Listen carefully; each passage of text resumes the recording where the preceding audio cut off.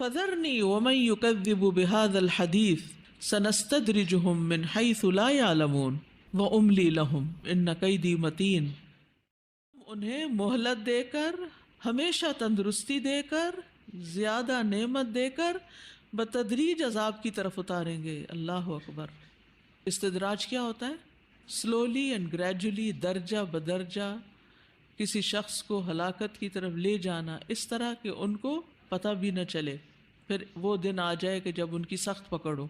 دنیا میں جب ہم لوگوں کو دیکھتے ہیں کہ گناہوں کے باوجود ان کو دنیا خوب ملی ہوئی ہے، تو ہم عام طور پر ان پہ رشک کرنے لگتے ہیں کہ کتنے خوش قسمت ہیں یہ لوگ۔ اپنے ہی خاندان اور اپنے رشتہ داروں کے اندر دیکھیے ایسے لوگ کہ آپ کا میلان اور جھکاؤ اور توجہ کس کی طرف ہوتی کہ جو دنیاوی اعتبار سے خوشحال ہوتا ہے، خواہ وہ سود کا لین دین کر رہا ہو، خواہ وہ اور غلط کام کر رہا ہو۔ سفیان ثوری کہتے ہیں ہم ان پر نعمتوں کی فراوانی کر دیں گے اور ہم شکر ادا کرنا فراموش کرا دیں گے۔ یہ ہے استدراج، کہ ایک بندے کے پاس بہت نعمتیں ہیں لیکن اس کو شکر کی توفیق نہیں، پھر بھی وہ کوئی نہ کوئی ایسی بات سوچتا یا کرتا رہتا ہے جو ناشکری میں آتی ہے۔ ابو روک کہتے ہیں کہ جب کبھی انہوں نے کوئی نئی غلطی کی تو ہم نے بھی ان کو نئی نعمت عطا کر دی، ہر گناہ پر مزید نعمتوں میں اضافہ ہو گیا اور ہم نے ان کو استغفار بھلوا دیا۔ استغفار ہم کب کرتے ہیں؟ جب ہمیں کوئی تکلیف پہنچتی ہے، کوئی محرومی ہوتی ہے، کوئی دکھ درد آتا ہے، پھر ہم اللہ سے معافی مانگتے ہیں اپنے گناہوں کی۔ لیکن استغفار کب نہیں کرتے؟ نعمتیں ملنے پر کون کون استغفار کرتا ہے؟ ہم اس وقت تو استغفار کرنا بھول جاتے ہیں کیونکہ ہمیں نہیں پتہ ہوتا یہ نعمت جو ہمیں ملی یہ کس وجہ سے ملی، ہمارے کسی گناہ کی وجہ سے ملی یا ہماری کسی نیکی کی وجہ سے ملی، کیوں ملی؟ تو اس وقت جب نعمت ملے تو شکر بھی ادا کرنا چاہیے اور استغفار بھی کرنا چاہیے۔ اور حدیث میں ہے کہ ایک شخص بنی اسرائیل میں سے کہنے لگا، اے میرے رب، میں تیری کتنی نافرمانیاں کرتا ہوں اور تو مجھے سزا نہیں دیتا۔ تو اللہ تعالیٰ نے ان کے زمانے کے نبی کی طرف وحی کی کہ اس شخص سے کہو کہ کتنی ہی سزائیں ہیں جو تجھ پر ہیں جن کا تو شعور ہی نہیں رکھتا، یعنی تم پہ سزا آلریڈی آ چکی ہے جس کا تمہیں احساس ہی نہیں۔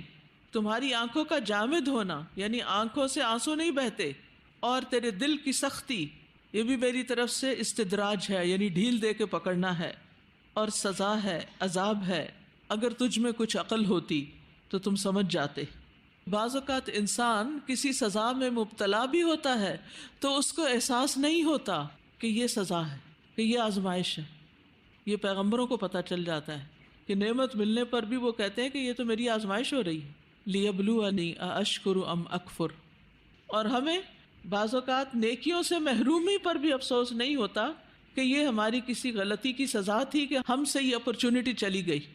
مثلاً قرآن جیسی نعمت سے محروم ہونا، قرآن سے تعلق کم ہونا، پڑھنے کی سمجھنے کی توفیق نہ ہونا، اس کے لیے وقت نہ ملنا، اس کے لیے مواقع نہ ملنا، ایک اچھے نیکی کے ماحول سے نکل کر کسی بالکل دنیا دارانہ ماحول میں چلے جانا، تو اس میں انسان کے دل میں کیا آتا ہے؟ کیا خوشی آتی کہ اوہ کتنی دنیا مل گئی مجھے، یا اس بات پر افسوس بھی آتا ہے کہ میں اپنی آخرت کے اعتبار سے نیکی کے بڑے بڑے مواقع سے محروم بھی ہو گیا ہوں۔ تو یہ عقل اور حکمت کی کمی ہوتی ہے کہ انسان کو سزا اور انعام میں فرق پتہ نہیں چلتا۔ دنیا میں تو یاد رکھیے نعمتیں بھی ایک امتحان ہے، ان کو بھی ڈرتے ڈرتے لینا چاہیے، نہ کہ ان پر تکبر کا شکار ہو انسان۔